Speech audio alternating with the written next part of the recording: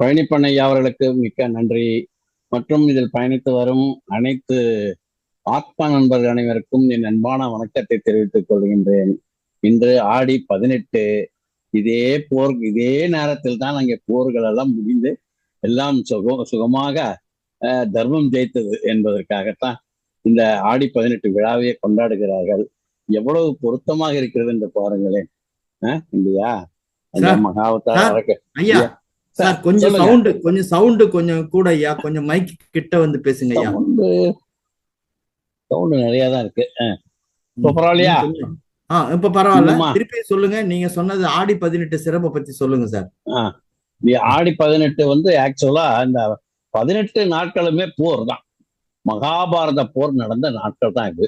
இந்த நாட்களை 18 நாள்ல எல்லாமே அதர்மம் ஒழிந்து தர்மம் நிலைத்தது.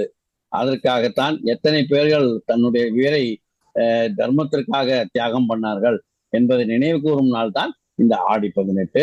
நிறைய வீரர்கள் தன்னுடைய உயிரை உயிரை தன்னுடைய நாட்டிற்காக அர்ப்பணித்ததனால் இந்த நாடே அவர்களுக்கு நன்றி செலுத்துகிறது. நிறைய மாங்கல்யங்கள் மாற்றிக்கொள்வார்கள், புது தாலி கட்டி கொள்வார்கள்.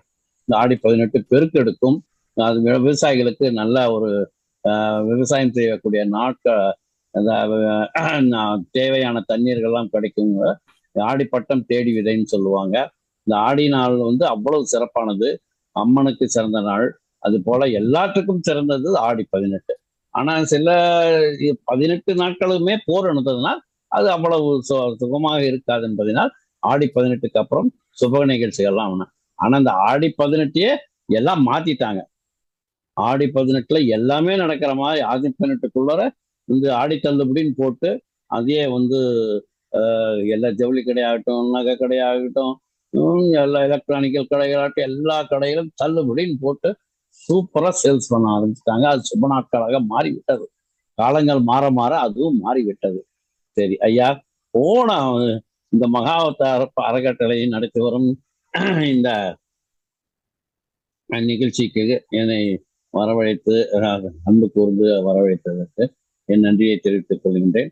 மகாவதார அறக்கட்டளையில் நடத்தி வரும் ரகுநாதன் ஐயா அவர்களுக்கும், அதை தொடர்ந்து சிறப்பாக எந்தவித தொய்வும் இல்லாமல் அதே டெம்போட நடத்தி வரும் பழனியப்பன் ஐயா அவர்களுக்கும், தொடர்ச்சியாக பயணித்து அவர்களுக்கு ஆதரவத்தை அளித்து வரும் ஆத்ம நண்பர்கள் அனைவருக்கும் என் அன்பான வணக்கத்தை தெரிவித்துக் கொள்வது நான் பெருமகிழ்ச்சி அடைகின்றேன். மகாவதார அறக்கட்டளை தொடர்ச்சியாலே இந்த 9ஆம் பகுதிக்கு உங்களை அனைவரையும் அன்புடன் நான் வரவேற்கின்றேன். எனக்கு இந்த ஞானத்தையும் போதித்த பிதாமகா பத்ரிஜி அவர்களுக்கும், சொர்ணமாலா பத்ரிஜி அவர்களுக்கும், மகாவதார் பாபாஜி அவர்களுக்கும், சதானந்த யோகி காசிரெட்டி நாயன பிரபஞ்ச சக்தி விசசக்தி எல்லோருக்கும் என் நன்றியை வணக்கத்தையும் தெரிவித்துக் கொண்டு, மறக்காமல் என் பெற்றோர்களுக்கும் என் வணக்கத்தை தெரிவித்துக் கொள்கின்றேன். இந்த இன்று கதை இன்னும் கொஞ்சம் வேகம் பிடிக்கிறது சார். உறவுகள்லாம் சோதிக்கப்பட போகிறது. தர்மம் தலைநிமிர போகுது. இது நம்முடைய வாழ்க்கைக்கு காண வழிகாட்டியா தான் இருக்குது. எந்த வகை சூழ்ச்சி இருந்தா நம்ம எப்படியெல்லாம் நம்ம அந்த சூழ்ச்சியிலிருந்து மீறி தர்மம் வரும், தலை காக்கும், தர்மம் நிலைக்கும்ங்கிறத இது இந்த மகாபாரதம் மூலயமா நம்ம தெரிஞ்சுக்க போறோம். அதாவது துரியோதனன் சூழ்ச்சியால பாண்டவர்கள் எல்லாம் வந்து வாரணாவதத்துக்கு அனுப்பப்படுறாங்க. அங்கே வந்து காத்திருந்தது அரக்கு மாளிகை. ஸ்ரீ கிருஷ்ணன் அருளாலும் விதுரனின் உதவியாலும் பாண்டவர்கள் எப்படி தப்பினாங்க, காட்டுக்கு எப்படி போனாங்க, பீமனுக்கும் இடும்பிக்கு திருமணம் நடந்தது, சூழ்ச்சியை அழித்த பார்த்தும் தர்மம் தப்பிச்சது, வீரத்தால் அரக்கன் அழிந்தான், தியாகத்தால் காதல் மலர்ந்தது மேற்கொண்டவை பார்க்கப்படுவோம். அரக்கு மாளிகை சூழ்ச்சி வந்து எப்படியாவது அதை கண்டுபிடிக்க கூடாதுங்கிறதுனால இவங்க என்ன செய்யறாங்க, வேடுவர்கள் அழைத்து வந்து புரோசனன் என்கின்றனை வைத்து இந்த துரியோதனாதிகள் அரக்கு மாளிகை அவர்களுக்காக கட்ட வைக்கிறார்கள். அந்த கட்ட வைத்த அரக்கு மாளிகை எதன் மூலியமா கட்டுறாங்கன்னா சீக்கிரமாக தீப்பற்றக்கூடிய சமாச்சாரங்கள், கற்பூரம், அரக்கு, மெழுகு, வைக்கப்பில்லு அதெல்லாம் போட்டு நல்ல பிரம்மாண்டமாக மாளிகையை கட்டி அதை வந்து சீக்கிரம் ஒரு இடத்துல பத்த வச்சு மாளிகையை பத்திக்கிற மாதிரி எல்லா ஏற்பாடும் ரோசனன் என்கின்ற மூலியமாக இந்த துரியோதனாதிகள் பண்ணி வச்சிடுறாங்க. அவங்க வந்து அவனுக்கு துணையா 5 வேடர்கள் அவங்க அனுப்பி வைக்கிறாரு. பேசி எல்லாரும் அந்த தேன்ல வந்து ஒரு நெஞ்ச கலந்து வேற கொடுத்துட்றாங்க. அதை வந்து ராத்திரில சாப்பிட்டு எல்லாரும் படுங்க அப்படின்னு சொல்லிடுறாங்க. சரி, இவங்களும் சரின்ட்டு சொல்லிட்டு கம்மு போயிடுறாங்க. அந்த நேரத்துல வந்து இவர் விதுரருடைய தூதுவன் ஒருத்தர் வர்றாரு. அவர் சொல்றாரு, என்ன சொல்றாருன்னா, காடு தீப்பெட்டி எழியும் போது எலி தப்பித்துக் கொள்ளும். இது வந்து கோடுவேடு. காடு தீப்பெட்டி எழிக்கும் போது எலி தப்பிச்சுக்கும் அப்படின்னா என்ன அர்த்தம்னா, அது அவங்களுக்கு புரியுதோ புரியலையோ சொல்லிடுறாங்க. சொல்லிட்டு அவன் போயிடுறான். அவனும் போறது மட்டும் இல்லாம அங்க வந்து சில இதுக்கெல்லாம் ஏற்பாடு செய்யறதுக்கு அவன் உதவியா இருக்கிறான். கொஞ்ச நேரம் ஆனவுடனே அவங்க வந்து அந்த தேனை கொடுத்துட்றாங்க. அவங்க சாப்பிட்டு படுங்கன்னு சொல்லிட்டு அவங்க எல்லாமே போயிடுறாங்க. யாரு? புரோசனன், அவங்க கூட வந்த 5 வேடர்கள் எல்லாம் வந்துடுறாங்க. அப்போ அவங்க எல்லாமே போன பிறகு இவங்க என்ன செய்யறாங்க, பீமனுக்கு தோணுது. என்னடான்னு பார்த்து அந்த விதுரன் அனுப்பின தூதனை வச்சுக்கிட்டு அந்த இடத்த ஒரு இது சுரங்கப்பாதை, அந்த சுரங்கப்பாதை மூலியமா அந்த அரண்மனைக்கு வெளியே வந்துடுறாங்க. அது ஒரு காடு இடத்துக்கு வந்துடுது அந்த சுரங்கப்பாதை. வந்த உடனே அந்த அரண்மனைக்கு தீ வச்சிடறாங்க. தீ வச்சு கொளுத்தனோட பக பக பக பகான்னு எரியுதுங்க. அப்படியே கொழுந்து விட்டு எரியுதுன்னு சொல்றாங்களா, அந்த கொழுந்து விட்டு அங்கெல்லாம் எரியுது. அதுக்குள்ளோர இருக்கிறவங்க யாருன்னா இந்த புரோசனனும் அவங்க கூட வந்த 5 வேடனுங்க தான். அப்போ இவங்க எல்லாம் யாராரு? தர்மன், பீமன், அர்ஜுனன், நகுலன், சகாதேவன், குந்தி தேவி, அந்த விதுரனோட தூதுவன் எல்லாம் வெளியே வந்துடுறாங்க. அப்போ இந்த நேரம் பார்த்து அவங்க அரக்கு மாளிகைக்கு நெருப்பு வச்ச உடனே அந்த தகதகான்னு எரிஞ்சதுன்னா எல்லாரும் என்ன நினைக்கிறாங்க, ஐயோ பாண்டவர்கள் எல்லாம் உள்ளோர மாட்டிக்கிட்டாங்களே, எல்லாருமே செத்துட்டாங்க. காலையில இருந்து பார்த்தா அங்க இது பணம் தான் இருக்குது, 5, 6 பணம் இருந்ததா. சரி, பஞ்ச பாண்டவர்களும் கூட இந்த குந்தி தேவியும் தான் போல இருக்கு அப்படின்னு. ஆனா ஆக்சுவலா அவங்க இல்ல, அந்த 5 வேடர்களும் ரோசனனும் தான் அந்த இது எரிந்த பிணங்கள் அப்படின்ட்டு. அப்புறம் பார்த்து அவங்க காட்டுக்குள்ள வந்துடுறாங்க. காட்டுக்குள்ள நடந்து வந்துகிட்டே இருக்கும்போது அந்த அப்படியே ஒரு பெரிய ஒரு இடத்துல அவங்க ஒதுங்குறாங்க. அங்க வந்து ஒரு பீமன் மற்றவங்களை எல்லாம் அந்த டயர்டா இருக்கும் இல்லையா, எல்லாம் ஒரு இடத்துல அவங்க உறங்க வச்சுக்கிட்டு பீமன் மட்டும் காவல் இருக்கிறார். மீதி 5 பேரும் உறங்குறாங்க, இவர் காவல் இருப்பார். அந்த மாதிரி ஒவ்வொருத்தரும் ஒரு இது வச்சுக்குவாங்க போல இருக்கு. அந்த மாதிரி 4 பேரும் தூங்குறாங்க. இவர் வந்து தூங்காம அந்த கண்ணு முடிச்சிட்டு இருக்கிறார். எப்ப என்ன இது வருமோ அந்த வந்து நம்ம எதிர்த்து நிக்கணும் அப்படின்ட்டு. அங்கிருந்து ஒரு பெரிய அரக்கி, இடும்பின்னு பேரு, அவளுக்கு பேரு. அவளுடைய அண்ணன் ஒருத்தன் இடும்பன்னு பேரு. அவங்க குகையில உட்கார்ந்து இருக்கிறாங்க. இவங்க வந்த இடத்துக்கும் அந்த குகைக்கும் பக்கம் பக்கம்தான். அதனால அவங்க என்ன செய்யறாங்க, தங்கச்சி, அண்ணன் சொல்றான் இடும்பன், தங்கச்சி என்னமோ நரவாசம் அடிக்குதே, மனுஷங்க யாரோ நம்ம வனத்துக்குள்ளார நுழைஞ்சிட்டாங்க, இன்னைக்கு தூள் தான், நரமாமிசம் அப்படின்னு சொல்லி இடும்பி அங்கிருந்து வர்றான். பீமனை பார்த்தாளா, தன்னை அறியாம உருகிடுறா. அப்படியே பீமனை பார்த்து அறைக்கு உருகிடுறா. ஆஹா, இவரைத்தான் நான் கல்யாணம் பண்ணிக்கணும். இது எல்லாமே வந்து தீர்மானிக்கப்பட்ட ஒரு இது நம்ம கொஸ்டின் பண்ணக்கூடாது. ஏன்னா கடவுளால் தீர்மானிக்கப்பட்டு இவன் ஏன் காதலிச்சான், காதலுக்கு கண் இல்லையா, சரிதானான்னு சொல்ல முடியாது. அந்த பொண்ணுக்கு ஆசை, இவனை கல்யாணம் பண்ணிக்கணும். ஆஹா, அழகா மாறிட்டா. பக்கத்துல ஒரு வந்த உடனே யார் பக்கத்துல, பீமன் பக்கத்துல இடும்பி வந்தா. அவங்களுக்கு நினைச்ச உருவம் மாறுற மாதிரி அவங்களுக்கு ஒரு சக்தி இருக்குது. யாருக்கு? அரக்கர்களுக்கு. அந்த இதுல பார்க்கும்போது அவரை இடும்பி ஒரு அழகான பெண்ணா மாதிரி பீமன் பக்கத்துல வந்து வந்த உடனே அவங்க உடனே சொல்லிடுறான், ஐ லவ் யூ அப்படிங்கிறார். யாரு? இடும்பி பீமனை பார்த்து, I love you, no time, நான் பழகணும், நீ பழகணும், நீ என்னன்னு தெரியாது, நான் என்னன்னு தெரியாது, எந்த கேரக்டரும் தெரியாது, நான் எப்படி உன்னை லவ் பண்றது, நான் எப்படி கல்யாணம் பண்றது, அது பேச்சு இடம் கிடையாது. ஸ்ட்ரைட்டா அடிச்சுட்டாங்க. என்ன பண்ணாங்க, ஐ லவ் யூ அப்படின்னு. இப்படியெல்லாம் கல்யாணம் பண்ணிக்க முடியாதும்மா, அப்படின்னு நான் யாருன்னு தெரியுமா சொல்லு அப்படின்னு இடும்பி எங்க அண்ணன் இடும்பி சொல்றாரு, கல்யாணம் பண்ணிக்கணும், கல்யாணம் பண்ணலன்னா இடும்ப எங்க அண்ணன் இருக்கான், அவன் உன்னை பிச்சு பிச்சு சாப்பிட்டுருவேன் அப்படி சொல்றான். அதுக்கு பயப்படுவான பீமை, வரட்டும் பார்த்துக்கலான்டா, நீங்க எல்லாம் இப்ப வந்திருக்கிறீங்க, இந்த பக்கத்துல பகல் நேரத்துல யாரும் வரமாட்டாங்கிறாங்க. யாரு? இடும்பி சொல்றான். நீங்க ராத்திரில வேற வந்து படுத்துட்டு இருக்கிறீங்க, என்ன தைரியம்? எங்க அண்ணனுக்கு தெரிஞ்சா போச்சு, பிச்சே சாப்பிட்டுருவேன். நிமிர்ந்து உட்கார்ந்தோம்.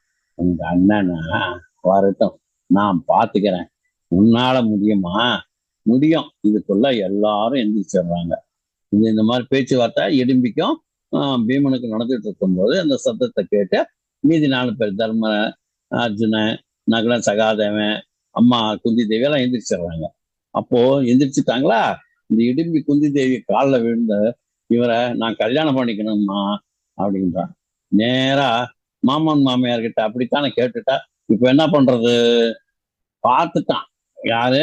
இடும்பி பார்த்துட்டா இவங்கதான் மாமியார்னு சொல்லி. உடனே எங்க பிடிச்ச, எங்க சுவிட்ச் போட்ட, எங்க லைட் எரியும் தெரிஞ்ச உடனே அந்த அம்மா என்ன பண்றா, காலில் விழுந்துட்டா.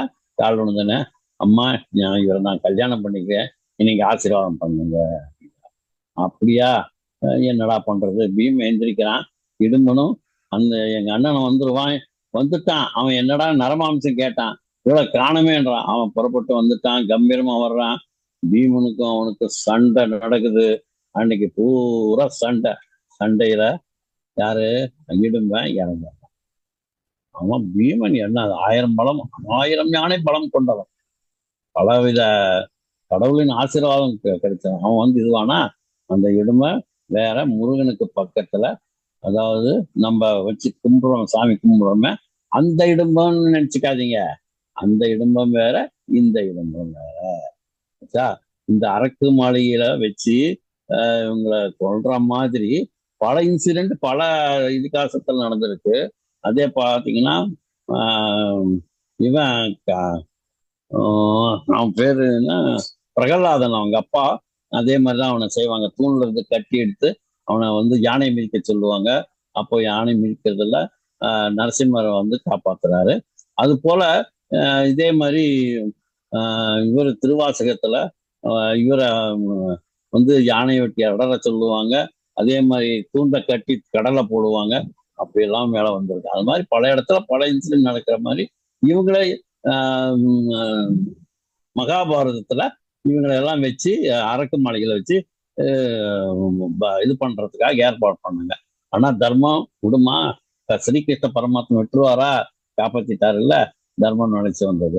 அதுக்கப்புறம் தான் இந்த காதல் தொடருது. காதல் தொடர்ல பீமன் வந்து இடும்பிய கல்யாணம் பண்ணிக்கிறாரு. அங்க வந்து இடும்பன் வந்து அவனால் வதம் செய்யப்படுகிறார்கள். அவனுக்கு இவனுக்கு சண்டை நடந்ததுல பீமன் ஜெயிச்சிடுறாரு, ஜெய் பவன். ஆனா இவரு இடும்பன் தோத்துறார். இந்த இடும்பன் வந்து நம்ம முருகனுக்கு கூட வர்ற கடமன், இடும்பன் கடமன் மாதிரி இல்லை, இவங்க வேற இடும்பன், இவங்க வேற செக்டார். அந்த அப்போ அந்த இடும்பன் இருந்த உடனே வந்து இவங்களுக்கு கல்யாணம் ஆயிடுது. அப்புறம் வந்து வந்து உன்னை திருமணம் செய்து கொள்கிறேன் என்று சொல்வேன். நீ அவனுக்கு அவளை திருமணம் செய்து கொள்ள வேண்டும். இப்ப என்ன பண்றது? அவ பக்கத்துல வந்தா உங்களுக்கு நான் உதவி செய்யறேன், என்ன நடக்குங்கிறத நான் சொல்ல முடியும். நீங்க இங்கே இருந்து பக்கத்தூருக்கு போவீங்க, அங்க ஒரு அந்தன வீட்டுல தங்குறீங்க. யாருக்கு இவங்கெல்லாம் வந்து நான் பீமன் அவங்களெல்லாம் வந்து கல்யாணம் ஆயிடுது, பீமனுக்கும் இடும்பிக்கு கல்யாணம் ஆயிடுது. நீங்க இங்க இருக்க வேண்டாம், மற்ற அரக்கர்களுக்கும் இதாயிடும். அதனால நீங்க பக்கத்துல இருக்க ஒரு பிராமணால் வீட்டுக்கு போயிடுங்க, அங்க தங்கிக்கோங்க அப்படிங்கிறாங்க.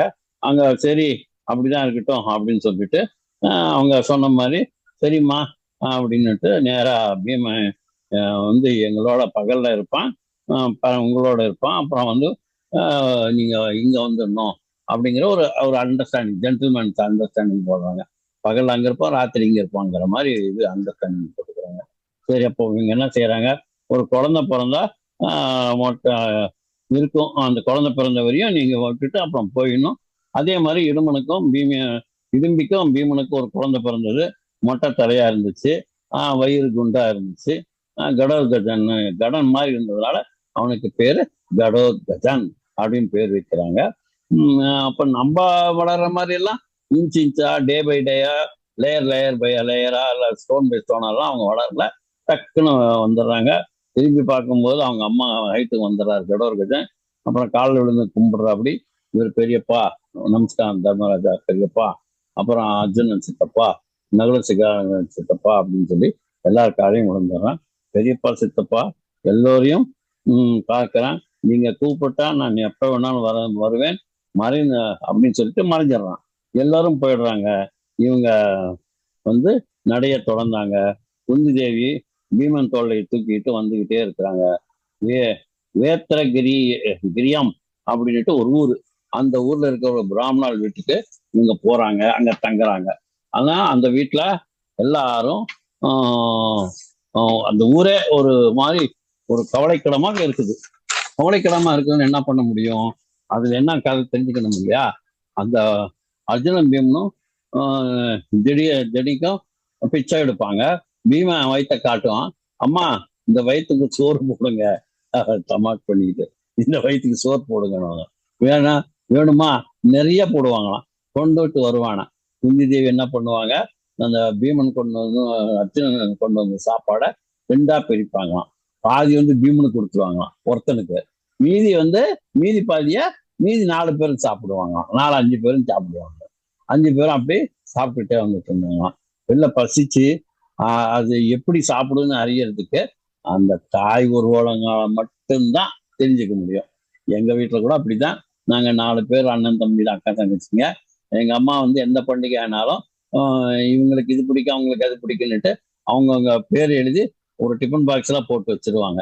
யாரும் இந்த இது யாரும் அது அவனுக்கு தொடக்கூடாது, அவனுக்கு இவன் தொடக்கூடாது, எல்லாருக்கும் எல்லா பாகமும் பிரித்து வச்சிருக்கிறேன், எல்லாம் சாப்பிட்ட பிறகு கம்மு இருக்கணும். அந்த மாதிரி இந்த தாய் மனசு யாருக்கு வரும்? எல்லாருக்கும் எல்லாம் கிடைக்கணுங்கிற எண்ணம் இருக்கிற தாய் மனசு. அதே போல அவங்க அந்த தாய் பீமனுக்கு உண்டான பார்க்க அது பாதி சோறு கூட அவருக்கு பத்தாது எந்த மூளைக்கு.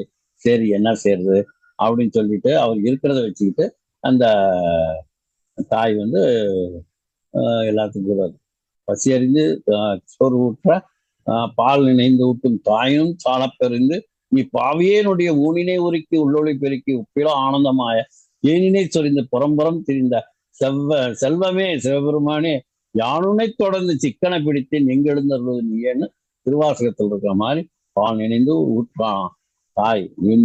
இவன் பெரும் வயிறு ஓனாய் மாதிரி இருக்குமா, வயிறு ஆனா நிறைய கொள்ளுமா. பீமா இவ்வளவு பாதி போட்டா அவனுக்கு ஒரு சின்ன ஓரத்துல அது மாதிரி இருக்குமா, பத்தாது. கொஞ்ச காலம் அப்படியே ஓட்டிட்டு இருக்காங்க. அம்மாவும் அந்த வீட்டு அம்மாவும் ஐயாவும் ஒரு நாள் ஒரு பையனும் அந்த வீட்டுல இருக்கிறாங்க. அந்த தங்கி இருக்கிற அந்த ஒரு நாள் ஓடிடுச்சு. அந்த அந்தன மனைவி குந்தி தேவி பக்கத்துல உட்காந்துக்கிட்டு போறான். ஏம்மா அழுதுகிட்டு இருக்கேன்னுட்டு குந்தி தேவி கேட்கறாங்க. ஏன் கேட்குறீங்கம்மா? 13 வருஷமா இந்த ஊர்ல ஒரு பெரிய அநியாயம் நடக்குது.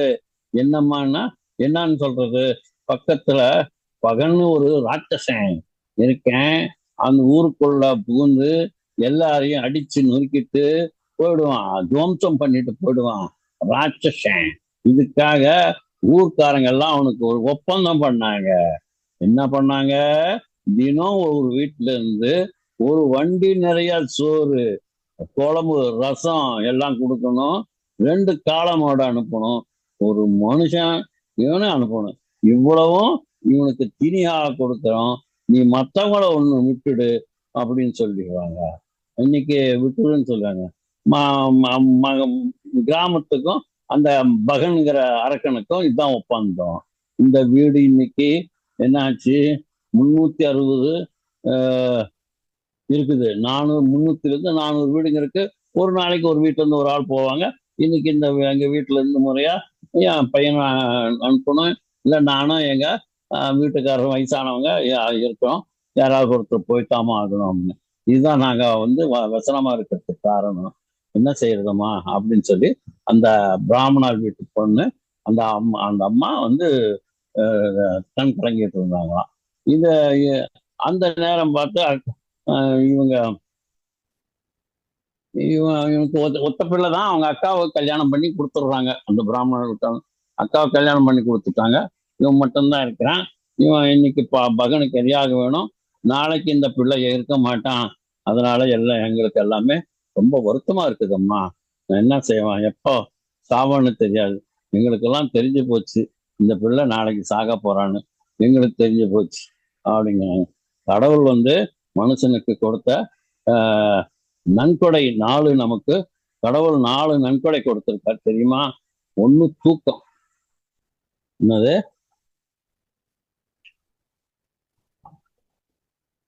ஒரு நன்கொடை. ஆமா இல்லையா? 4 நாள் தூங்காம இருங்க. அப்போ ஒன்னும் புரியாது. எல்லாம் ரெண்டு ரெண்டா தெரியும். பஸ்ல சில பேரு பக்கத்துல உட்காந்துருவாங்க, அப்படியே சாய்வான் சார். அவன் வந்து தன்னை மறந்து தூங்குறான். நம்மளுக்கு எழுப்ப மனசு வராது. ஒவ்வொருத்தன் தூங்கலன்னுட்டு எத்தனையோ மாத்திரை சாப்பிடுறான், எத்தனையோ இது பண்றான். ஆனா ஒருத்தன் தூங்குறான், நம்ம மேல படுத்து தூங்குறான்னு நமக்கு கொஞ்சம் அருவருப்பா தான் இருக்கும். நாம தூங்க முடியாது. அவன் சத்தம் கொரட்ட சத்தம் ஊரே கேட்கும். பஸ்ல விடுற புரு புரு சத்தத்தை விட இவன் விடுற சத்தம் தான் ஜாஸ்தியமா இருக்கும். அப்படி இருந்தாலும் அவன் தூக்கத்தை நம்ம கெடுக்க கூடாதுன்னு சொல்லிட்டு நம்ம சரி அப்படியே இருப்போம். அந்த மாதிரி அந்த தூக்கம் வந்து ஒரு கிஃப்ட் இல்லைங்களா? அப்போ ஒரு கிஃப்ட் தூக்கம். 2வது கிஃப்ட் என்ன? மறதி சார். மறதினா சும்மா அதுவும் ஒரு நன்கொடை தான். ஆமா, எனக்கு வந்து கிட்டத்தட்ட எனக்கு 73 வயசு ஆகுது எனக்கு நிஜமாக. அப்போ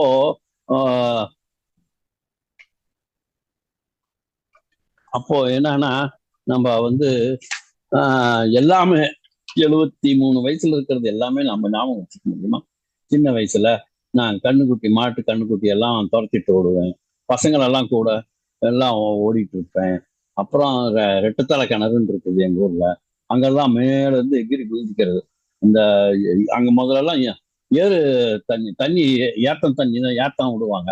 அந்த மாடு ரெண்டும் ஹேன்னு ஓட்டிட்டு கீழே வந்து ஒரு பெரிய இவ்வளவு பெரிய இது மாதிரி இருக்கும், தோல்ல தைச்ச இது, சைக்கிள் டயர் இது லாரி டயர்ல தைச்ச ஒரு இது மாதிரி இருக்கும். அது கீழே போய் அது தண்ணி மொண்டுகிட்டு மேல மேல வரும். அந்த மாதிரி அவ்வளவு உயரத்துல இருக்கும். தண்ணி ரொம்ப கீழே தான் இருக்கும். அப்போ அந்த உயரத்துல இருந்து நாங்க குதிப்போம். அந்த மாதிரி விளையாட்டெல்லாம் விளையாடுறதெல்லாம் ஞாபகம் வச்சுக்க முடியுமா? அந்த மாதிரி மறதின்னு இருந்தா எத்தனையோ விஷயங்கள், நல்லது இருக்குது, கெட்டது இருக்குது, எல்லாத்தையும் நம்ம சேமிச்சு வச்சிருக்க முடியாது இல்லையா? நம்ம எடுத்துட்டு இருக்கோம்.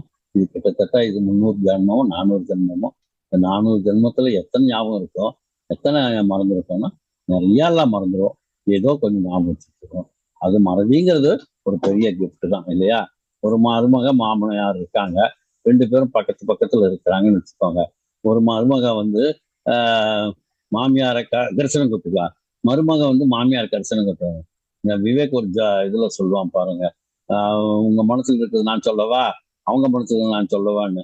ஆனா அவங்க வெளியே சொல்லும் போது என்ன, உனக்காக நான் வந்து தீபாவளிக்கு பட்டுப்புடவை வாங்கி வச்சிருக்கேன் அப்படின்னு சொல்லுவான். அந்த பட்டுப்புடவை வந்து ஒண்ணு வாங்கின ஒண்ணு கிஃப்ட்ன்னு இருக்கும். ஆனா மருமக கிட்ட சொல்லாம, இது உனக்காக நான் வாங்கினேன், எவ்வளவு அருமையா இருக்கு பாரு, நீ ரொம்ப வந்து வசதின்னு சொன்னாங்க, அதனால உனக்காக நான் வாங்கி வச்சேன். நான் கடைக்காரனை கிட்ட சண்டை பிடிச்சி, இதுதான் என் பொண்ணு என் மருமகளுக்கு நல்லா இருக்குன்னு சொல்லி வாங்கினேன் அப்படின்னு. ஆக்சுவலா அவங்க ஒரு புடவை வாங்கின, ஒரு புடவை கிஃப்ட்டுங்கிற வந்தது. அந்த கிஃப்ட் எடுத்து இவங்க ஒண்ணு வச்சுக்கிட்டாங்க. அந்த கிஃப்ட்ல ஒண்ணு எடுத்து மருமக உனக்காக தான் வாங்கினேன்னு சொல்லுவாங்க. அதே மாதிரி மருமக ஒரு பெரிய இது ஒண்ணு வாங்கியிருப்பாங்க. அதையும் உங்களுக்கு கொடுக்க கூடாதுதான், ஆனா கொடுக்கணும் அப்படின்னு சொல்லி வெளியே சொல்லுவாங்க. இவங்க மனசுக்குள்ளார ஒண்ணு இருக்கும், வெளியே ஒண்ணு இருக்கும். அந்த மாதிரி எல்லாம் வச்சு இது பண்ணுவாங்க. அதுல ஒரு பெரிய சண்டையே வரும். அந்த மாதிரி எல்லாமே இல்லாம ஒரு மறக்கணும், அந்த அந்த இதெல்லாம் மறந்துட்டு அவங்க ஒத்துமையா இருக்கணுங்கிறது தான் இது. அதனால கடவுள் சொல்லாமல் விட்டது வந்து என்னன்னா அந்த மறதிங்கிறது ஒண்ணு. அதே மாதிரி 3வது என்னன்னா, டேட் ஆஃப் பர்த் தெரியும், டேட் ஆஃப் டெத் யாருக்குன்னு தெரியாது. கடவுள் சொல்லாமல் விட்டது. அவனவனுக்கு கையிலே டேட் ஆஃப் டெத்து எழுதுனா என்ன ஆகும், யோசிச்சு பதில் சொல்லுங்க பார்க்கலாம். நேராக பேங்க்குக்கு போவோம். உங்களுக்கு டேட் ஆஃப் பர்த் என்னன்னு தெரியும், டேட் ஆஃப் டெத்து தெரியாது இல்லையா? அதனால கடன் கொடுங்க, அது கொடுங்க, நிலம் வாங்கிக்குவாங்க. வாங்க வந்தாங்கன்னா பேங்க் மேனேஜர் கேட்பாரு, உங்க டேட் ஆஃப் டெத் என்னன்னு கேளுங்க. இன்னும் இந்த நாள் தான், ஐயா உங்களுக்கு லோன் எலிஜிபிலிட்டி இல்லைங்க சார், போயிட்டு வாங்க வேற பேங்க்குக்கு போங்கன்னு அனுப்பி விட்டுருவாரு. அந்த மாதிரி டேட் ஆஃப் டெத் யாருக்கும் தெரியாது. இன்றோ இன்றொருவன் உழவன் என்ற நாளை இல்லை என்ற பெருமையுடைய உலகுங்கிற மாதிரி இன்னைக்கு இருப்பான், நாளைக்கு என்ன ஆகும்னு தெரியாது. அந்த மாதிரி ஒரு அதையும் கடவுள் கொடுத்த கிஃப்ட்டுங்க. அது போல ஒவ்வொன்றுக்கும் இது கதையை கடவுள் கொடுத்த கிஃப்ட்னு நம்ம சொல்லிக்கிட்டே இருக்கலாம். 3 தான் சொல்லியிருக்கேன். 4வது என்னன்னா, நான் கூட மனசுல என்ன இருக்குதுங்கிறத நமக்கு தெரியாது வச்சது. ஆமா, நான் உங்களுக்கு ஒரு கெஸ்ட் உள்ளவர வர்றாருன்னு வச்சுக்கோங்க. அவரை பத்தி திட்டிகிட்டே இருப்போம். எப்போ வந்தாலும் மணிக்கணக்காக உட்காந்து பேசிட்டு நம்ம டைமை வேஸ்ட் பண்ணிட்டு உட்காந்து, ஏன்னா அவருக்கு டைம் பாஸ் ஆகுறதில்ல. அவங்க என்ன உட்காந்துக்கிட்டா நம்ம வேலையை கட்டுக்கிட்டு இருக்கோம். இப்பதான் நினைச்சிட்டே இருப்பான், ஐயோ அப்பா இருந்தாலும் இன்னைக்கு வர வேண்டிய ஆள் வரல, நல்ல வேலையப்ப வேற இலையாவது பார்க்கலாம் அப்படின்னு நினைச்சிட்டு இருக்கும்போது கதவை தட்டுவான். வந்துட்டாயா வந்துட்டான் அப்படின்னுட்டு நம்ம கதவை திறக்க போனா அதே ஆள் தான் நிற்பான். நின்றுட்டு, என்னடா சாப்பிட்டியா, காஃபி சாப்பிட்டியா அப்படின்னா, ஆமாட்டா சாப்பிட்டுட்டேன். தெரியுமே, நான் வர்ற நேரம் தான் உனக்கு காஃபி சாப்பிட்ற நேரம்னு தெரியுமே. சரி சரி சரி, சூடா பேசா மேடம் ஒரு காஃபி கொடுப்பாங்க, சாப்பிட்டுட்டே பேசிக்கிட்டே இருப்பேன். அது இல்லை இது இல்லை, அது இது இப்படி, அவன் கடங்காரன், இவன் நல்லவன் கெட்டவன், அப்படி ஒவ்வொன்றும் பேசிக்கிட்டே டைம் பாஸ் பண்ணிட்டு இருப்பாங்க. அவங்ககிட்ட நேரா சொல்ல முடியுமா, அப்பா இவன் நம்மளை கழுத்து இருக்கிறானே, நம்ம நேரம் போடக்கூடாது, கொஞ்ச நேரம் பொறுத்து போயிடக்கூடாதான்னு. அந்த மாதிரி நம்ம மனசுல இருக்கிறத நம்ம வெளியே சொல்ல முடியாம இருக்கும். இப்படிதான் அந்த பிராமண பொண்ணு சொல்றா, என் பிள்ளைக்கு நாளைக்கு இறந்த போகிற நாள் வந்திருக்கு. எல்லாருக்குமே பிறந்த நாள் தெரியும், இந்த இறந்த நாளுங்கிறது தெரியாது. ஆனா என் பிள்ளைக்கு இறந்த நாள் நாளைக்குன்னு எங்களுக்கு நல்லா தெரிஞ்சு போச்சு. இனி அவங்களை காப்பாற்றுறது கடவுளாலையும் முடியாதுங்க. இவங்கிட்ட போய் துண்டி பாக்குறா, கவலைப்படாதம்மா, என் பிள்ளை என் பிள்ளை 5 பிள்ளைங்க இருக்கு, ஒரு பிள்ளையே நான் அனுப்புறேன். அதனால எவ்வளவு சொல்லுவானோ அதுக்காகத்தான் நமக்கு உங்களுக்கு இருக்கிறது ஒரே பிள்ளை, நீங்க தவிக்க வேண்டாம், எனக்கு 5 பிள்ளை இருக்கிறாங்க, யாராவது ஒருத்தர் இல்லைன்னா கூட நான் மீதி 4 பேர் இருக்கிறாங்க எனக்கு பணிவிடை செய்யறதுக்குன்னு சொல்லி அவங்க இது பண்றாங்க. எவ்வளவு பெரிய மனசமா உனக்கு, யாராவது இந்த மாதிரி சொல்லுவாங்களா? நீ பேச்சுக்கு சொல்லலானாலும் மனசால நீ அனுப்புறியா எனக்கு தெரியாதுமா, வந்த சில நாள்லயே உனக்கு இவ்வளவு பெரிய தியாக மனசா அப்படின்னு சொல்லி அந்த பிராமணாள் அந்த அம்மா குந்தி தேவி காலில் விழுகிறாங்க. அப்ப குந்தி சொல்லிட்டு, அப்புறம் இன்னைக்கு என் பிள்ளைய ஐயோ அம்மா தாயே அப்படின்னு சொல்லி அந்த வீட்டுல நீங்க கெஸ்டா இருக்கிறீங்க, உங்களை நான் கெஸ்ட்டுக்கு என்ன கவனிக்கணும் அப்படிதான் நான் கவனிக்குவேன் தவிர்த்து உங்களை நான் பலிகார்டு ஆக்கக்கூடாது அப்படின்னு சொல்றாங்க. இருந்தாலும் பீமனை அனுப்பிடுறாங்க. எப்படி அனுப்புறாங்க? எப்படி அனுப்புறாங்கன்னா, வண்டி நிறைய சோறு இவனுக்கு, அப்புறம் சந்தோஷம், ஆஹா இன்னைக்கு ஒரு வண்டி சோறு, இவ்வளவும் எல்லாமே எல்லாம் பீமனுக்கு தான். யார் கொடுப்பாங்க? இன்னைக்கு அறவையில் சாப்பிட்டுட்டு வயிறே ரொம்பவே இல்லை அப்படின்னு சொல்லிட்டு இருப்பாங்க. என்னன்னா, சீக்கிரம் எழுந்துச்சானா, முடிச்ச உடனே இப்படி பாக்குறான், பசிக்கு என்னடா இருக்குதுன்னு அதாவது இதுக்கு கம்பேரிசன் என்ன சொல்றாங்கன்னா, கும்பகர்ணன் ராவணனோட தம்பி, அவனை 6 மாசத்துக்கு ஒரு வாட்டி தான் எழுப்ப முடியும். எழுப்பும்போது எல்லாம் யானையெல்லாம் பிடிற சொல்லுவாங்க. அப்படியே ட்ரம் பீட்டிங்ஸு, ஃபியூகல் எல்லாம் ஊதுவாங்க. அப்ப கூட ஐயா எந்திரிக்கவே மாட்டாரு. அவர் மெதுவா என்ன செய்வாங்கன்னா, இந்த சாப்பாடு சமாச்சாரத்தை அப்படியே மூக்கு கட்டை கொண்டு போனா, ஆகா சமைக்கிறது ஏதோ வந்துருக்குதா அப்படின்னு சொல்லி அவன் மெதுவா எந்திரிப்பாராம். அப்படி எந்திரிச்சா அவருக்கு என்னென்ன இருக்குன்னா, 600 வண்டியில சோறு வருமா. 600 வண்டியில சோறு, 10,000 குடத்துல கல்லு. 600 வண்டி சோறையும் உள்ள தள்ளி ஒரு 10,000 குடத்துல வந்த கல்லும் உள்ளோர போய், அப்போதான் அவனுக்கு ஒரு பசி எடுக்கிற இது நிலைமையா. நம்ம ஹோட்டலுக்கெல்லாம் போனோம்னா அப்பிடைசர்ன்னுட்டு ஒண்ணு கொடுப்பாங்க. அந்த அப்பிடைசர் சாப்பிட்டாதான் கொஞ்சம் நமக்கு அந்த பசிங்கிற உணர்வு தோணும். நீங்க ஸ்டார் ஹோட்டலுக்கெல்லாம் போனீங்கன்னா முதல்ல தான் கொடுப்பாங்க, சூப் மாதிரி கொடுப்பாங்க. அந்த மாதிரி 600 வண்டியில சோறு, 600 வண்டியில 10,000 குடத்துல கல்லு, இத்தனையும் குடிச்சு அவருக்கு வந்து கும்பகர்ணம் எந்திரிப்பாராம். அதுக்கப்புறம் தான் சாப்பாடு. இத்தனையும் சாப்பிட்ட பிறகுதான் அவருக்கு மீதி சாப்பாடு. அப்படி அந்த மாதிரி ஒரு விஷயம். அந்த மாதிரி கொஞ்சம் நம்ம பீமனுக்கு இந்த உருவண்டிச்சோறும் ஏதோ ஒரு பல்லு ஒரு இடுக்குல கொஞ்சம் அப்படி இப்படி கொஞ்சம் ஒட்டிக்கிட்டு இருந்ததுதான். இத்தனையும் அவங்க வந்து ஒரு 100 குடம் 100 குடங்கள் வந்து நுங்கிட்டு ஏறுற பசி எடுப்பான் சீதுகின்ற முகத்தான் அப்படின்னு சொல்லி கம்பன் பாடுறாரு. சரி, இன்னைக்கு சந்தோஷம். வண்டியை ஓட்டிக்கிட்டு காட்டுக்குள்ள போறான். அந்த பகன் அவன் தூங்கிட்டு இருக்கான். அவன் அங்க அந்த பகன் இருக்க இடத்துக்கு போயிடுறாரு. அந்த பகன் இருக்க இடத்துக்கு போய் வண்டியை 2 காலமாட்டி அவுத்து விட்டுடுறாரு. அந்த வண்டியில் இருக்க சோறை சாப்பிட ஆரம்பிக்கிறாரு. பின்பக்கம் முதுகு பக்கம் பகன் இருக்கிறேன். அவனுக்கு மூஞ்ச காமிக்க கூடாதுன்னு சொல்லி அவன் நாம சாப்பிட்றத அவன் பார்க்க கூடாதுன்னு சொல்லி அந்த திரும்பி உட்கார்ந்துடுறாரு. இவர் வந்து கல்யாண சமையல் சாதம் கறிகளும் பிரமாதம் நட்டு போட்டு பீமன் வந்து அள்ளி அள்ளி சாப்பிட்டுட்டு இருக்காரு. இது என்னடா எனக்கு பசிக்கிற நேரம் இருக்குது, இன்னும் யாரும் ஆளை காணுமே சோறை காணுமேங்கிறாரு. பார்த்தா இவன் உட்கார்ந்துட்டு பீமன் அள்ளி அள்ளி சாப்பிட்டுட்டு இருக்கிறாரு. அவருக்கு வந்து என்னடா இது, நம்ம மலமலான்னு சாப்பிடலான்னு வந்தா எவனோ ஒருத்தன் எஞ்சோரை தின்னுட்டு இருக்கிறானேன்னு சொல்லி பகனுக்கும் அது இந்த அரக்கனுக்கும் பீமனுக்கும் சண்டை வந்துடுது. அந்த சண்டையில அவன் வந்து எல்லாமே பீமன் எல்லா சோத்தையும் சாப்பிட்டுட்டு பகனை தூக்கி மிதிச்சுட்டு அவனோட துவம்சம் பண்ணி அரக்கனுக்கு மோட்சம் கொடுத்துடுறாரு. அதுக்கப்புறம் வந்து எல்லாரும் அந்த ஊர்லயே அந்த பீமனுக்கு இதே மாதிரி குந்தி தேவிக்கும் ஒரு நல்ல ஒரு வரவேற்பு கொடுக்குறாங்க. தே ஆர் ரெகக்னைசிங் அந்த ஊரை வந்து காப்பாற்றின ஒரு பெருமை இந்த குந்தி தேவிக்கும் நம்ம பீமா மகாராஜுக்கும் கிடைக்குது. அதனால யாரும் இனிமேல் சாக வேண்டாம், யாரும் வந்து வண்டிச்சோறும் 2 வெட்டமாட்டி அனுப்ப வேண்டாம், நம்ம இனிமேல் பகனுங்கிற அரக்கன் இனிமேல் வரமாட்டாங்க அப்படின்னு சொல்லிட்டு எல்லாருக்கும் சந்தோஷமா குஷியாகவும் இருக்கிறாங்க.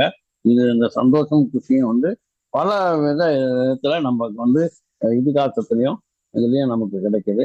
ஸ்ரீ கிருஷ்ணரை கூட அவங்க வந்து பூதகி அப்படிங்கிற ஒரு அறைக்கு விஷப்பால் கொடுக்க வருவா. அதையும் அவர் வந்து அந்த பூதகியும் அவர் இது பண்ணிடுறாரு.